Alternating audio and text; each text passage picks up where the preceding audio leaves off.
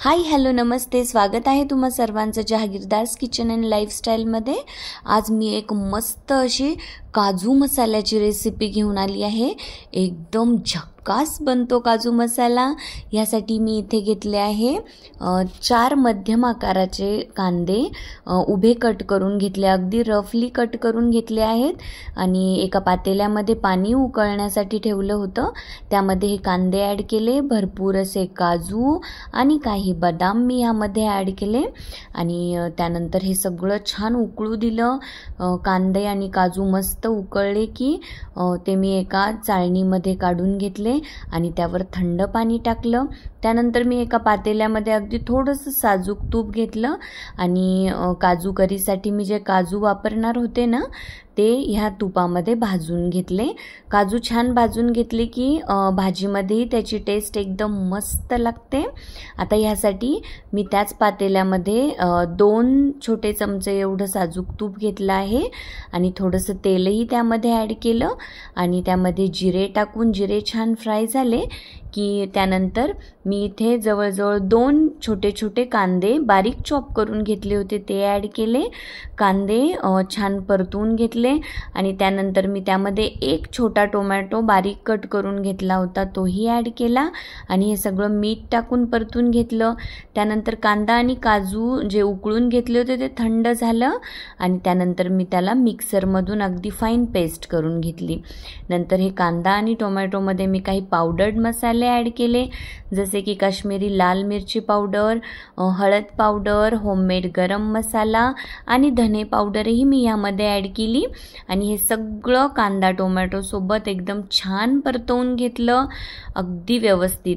मी अद्रक लसूणची paste add करायला अगोदरच विसरली होती, तर ह्या स्टेजला मी इथे ॲड करून घेतली। जिथे एखादा पदार्थ आठवेल ॲड करण्याचा राहिला आहे तो त्या स्टेजला जसा जमेल तसा अगदी व्यवस्थित ॲड करायचा आणि छान परतवून घ्यायचं। त्यानंतर मी ह्यामध्ये मग कांदा आणि काजूची जी आपण पेस्ट तयार करून घेतली होती ती ॲड केली आणि ही पेस्टही कांदा टोमॅटो सोबत एकदम छान परतवून घेतली। बघा कलर किती छान आला आहे आणि त्यानंतर मिक्सर जार धुवून यामध्ये थोडंसं पाणी ॲड केलं, म्हणजे आपला हा मसाला खाली पातेल्याला लागणार नाही किंवा जळणार नाही। आणि मग हे सगळं मी मीठ टाकून पुन्हा परतवून घेतलं आणि अगदी शेवटी थोडीशी कसुरी मेथी मी इथे ॲड केली आणि छान सगळं व्यवस्थित परतवून घेतलं। अगदी प्रत्येक स्टेजला आपण भाजीमध्ये मीठ ॲड करत असतो, त्यामुळे मीठ बेताचंच ॲड करायचं। आणि मग आता मी ह्यामध्ये आपण जे बघा किती मस्त भाजून ठेवलेले काजू आहेत ते ॲड केले।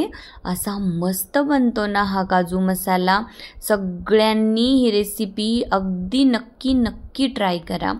आणि बघा भरपूर अशी बारीक कट करून घेतलेली कोथिंबीरही मी ह्यामध्ये ॲड केली आणि आपला काजू मसाला ह्याच स्टेजला एकदम रेडी आहे।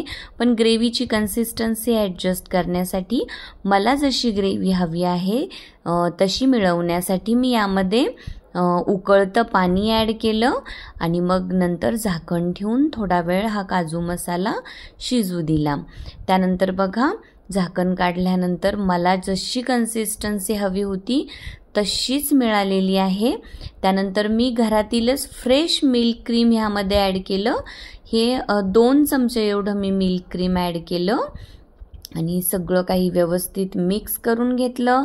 त्यानंतर ह्याच स्टेजला मी फक्त एक छोटासा चमचा एवढं दही ॲड केलं।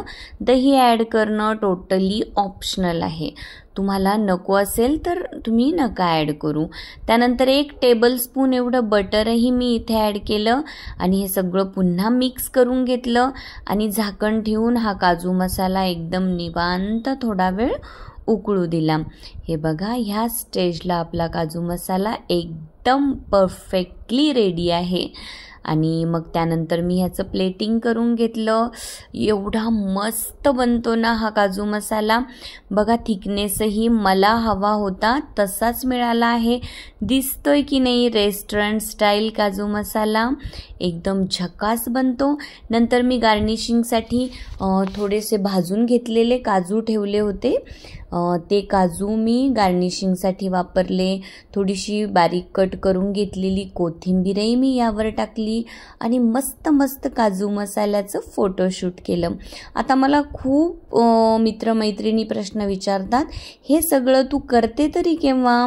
तर हे सगळं मी दुपारी 2 नंतर जेव्हा OPDतून घरी येते ना त्यावेळेला करते. सकाळी सर्वांचा ब्रेकफास्ट मस्त झालेला असतो आणि मग मी दुपारी 2 नंतर निवांत भाजी बनवते.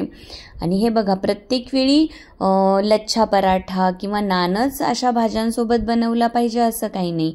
घरात जी आपण चपाती किंवा पोळी बनवून ठेवलेली असते ना, ती मस्त साजूक तूप लावून अशी तव्यावर हाय फ्लेमवर अशी छान कडक भाजून घ्यायची आणि ती अशा रिच ग्रेव्हीच्या भाज्यांसोबत आपण खाऊ शकतो. आणि काजू मसाल्यासोबत तर ही साजूक तुपात कडक केलेली पोळी खूपच मस्त लागली. आणि ह्याच दिवशी मी मलायका अरोरा फेम ठेचा पनीर बनवलं होतं, तेही मी इथे घेतलं आहे बघा. आणि त्याची रेसिपी मी माझ्या चॅनलवर अपलोड केलेली आहे अगोदरच, ती सर्वांनी नक्की बघून घ्या. आणि हे बघा, आजची ही रेसिपी सर्वांनी मस्त मस्त ट्राय करा, छान छान खा, मस्त व्यायाम करा, स्वतःही आनंदात जगा आणि इतरांनाही छान जगू द्या. मस्त मस्त खा, निवांत रहा, छान छान व्यायाम करा. Thank you so much. Bye bye.